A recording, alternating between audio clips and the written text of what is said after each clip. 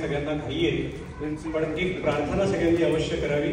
म्हणून कृपया जिथे असाल तिथून श्रीमातांना आपण प्रार्थना करू. सगळ्यांनी चित्तसहस्रात घेऊन प्रार्थना करावी. परम पूजनीय श्री माताजी, या महान महाराष्ट्र देशाकरिता आपण गावोगावी फिरून ही भूमी चैतन्यपूर्ण केलेली आहे. हे आदिशक्ती आई, या महाराष्ट्रातील सहयोग परिवार निरंतर वाढावा, चैतन्य वाढावा आणि सर्व योगीजनांचं योगित्व पूर्णत्वाला जावं यासाठी आम्हा सर्व लेकरांना आशीर्वाद. श्री माताजी, महाराष्ट्रातील सहयोग परिवाराच्या विविध गतिविधींकरिता आपण महाराष्ट्रात एक सक्षम, सबळ, कार्यक्षम आणि चैतन्यावर निर्णय घेणारी महाराष्ट्र समिती स्थापन करण्यासाठी आम्हा सर्व लेकरांना शुद्ध चित्तशक्ती द्यावी, इच्छाशक्ती द्यावी, कार्यशक्ती द्यावी. श्री माताजी, ही सबळ, सक्षम आणि चैतन्यावर कार्य करणारी महाराष्ट्र समिती आपल्या परमकृपेत आपण प्रसन्न व्हावे अशा पद्धतीने स्थापित करून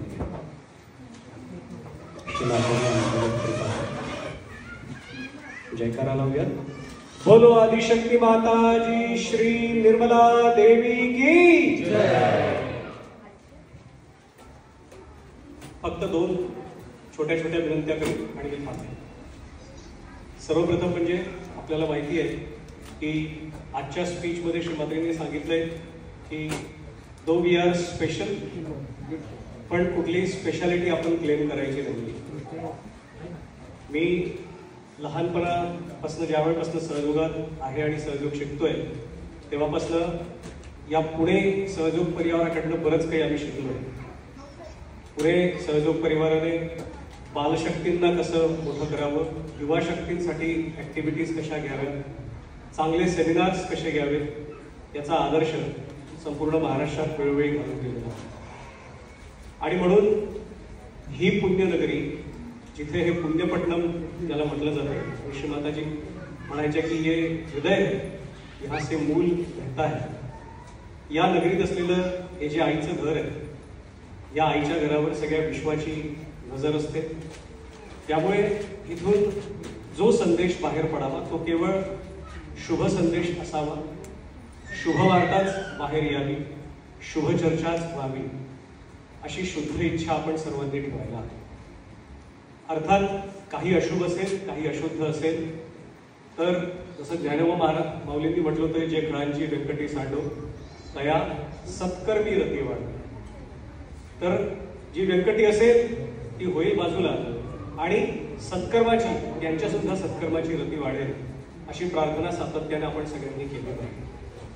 त्यासाठी संपूर्ण पुणे सामूहिकतेला माझी विनंती आहे की या सत्कर्माची रती वाढली पाहिजे आणि शुभवार्ता बाहेर वाढली पाहिजे. यासाठी आपण सतत प्रयत्नरत असलं पाहिजे.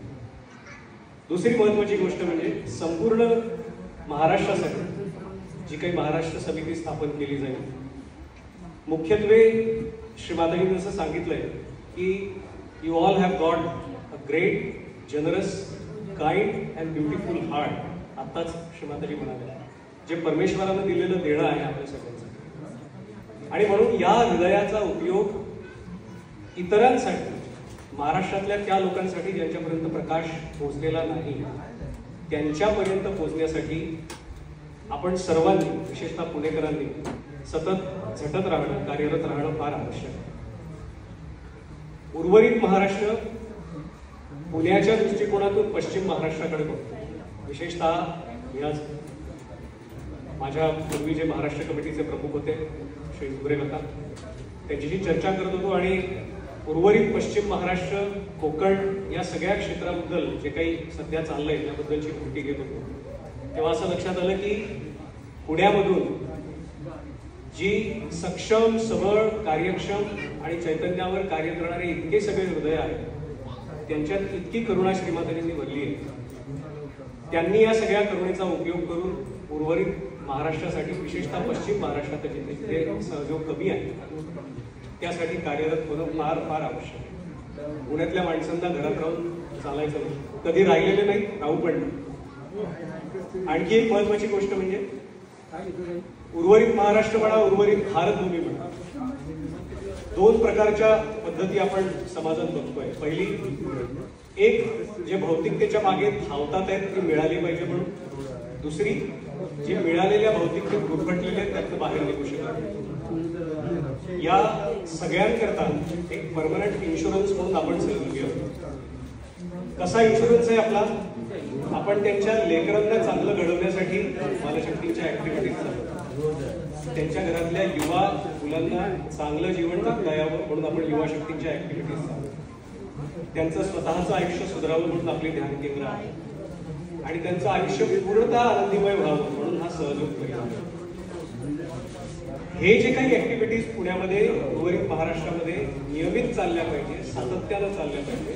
म्हणजे त्या बालशक्ती असो, त्या युवा शक्ती असो, त्या नारी शक्ती असो, ते ठिकठिकाणी होणारे सेमिनार्स असो, चैतन्य रथाचं कार्य असो, हे सगळं कार्य अविरत केवळ मोठ्या सामूहिकता असलेल्या जिल्ह्यांमध्ये नव्हे तर जिथे जिथे छोट्या सामूहिकता आहेत त्या सगळ्या जिल्ह्यांमध्ये असा सक्षम सबळ सहयोग परिवार तयार व्हावा ही पुढे येणाऱ्या महाराष्ट्र समितीची विजन असेल.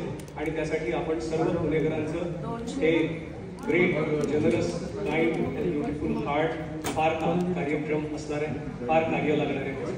आपल्या या सबळ पाठिंब्याची मी कळकळीनं विनंती करतो की आपण त्याला पाठिंबा. आणखी एक महत्वाचं म्हणजे आपल्या सगळ्यांना माहिती आहे की श्रीमाताजींनी आत्ताच आपल्याला सांगितलं की दो we are special but we don't have to claim any speciality, we don't have to maintain any speciality.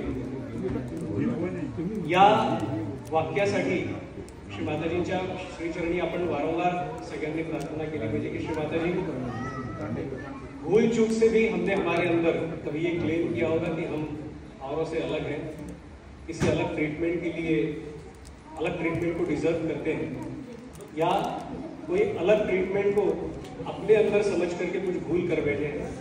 तो जैसे कबीर जी ने कहा है, ये तो घर है खुदा का, खाला का घर नाही. म्हणजे हे परमेश्वराचं घर आहे, आत्याचं घर नाही आहे. आत्याच्या घरी जाऊन आपण दुवा बोलतो, पग धरे हुई बैठे तब बैठे करणार. एका ठिकाणी पाय स्थिर करा, जमिनीवर बसा आणि मग ध्यानात लीन. त्यावेळी ही स्पेशालिटी आपल्यातली घडून येते.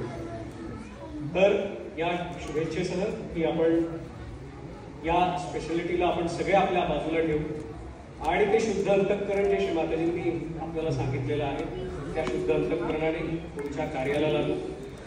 आणि हा संपूर्ण महाराष्ट्र श्री माताजींना जसा अपेक्षित आहे, चैतन्यमय, कार्यक्षम, चैतन्यावरच कार्य करणारा तसा घडवण्यासाठी आपण सगळे एकत्रित राहून कटिबद्ध राहू.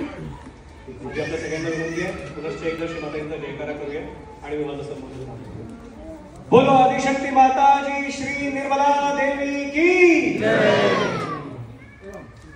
धन्यवाद.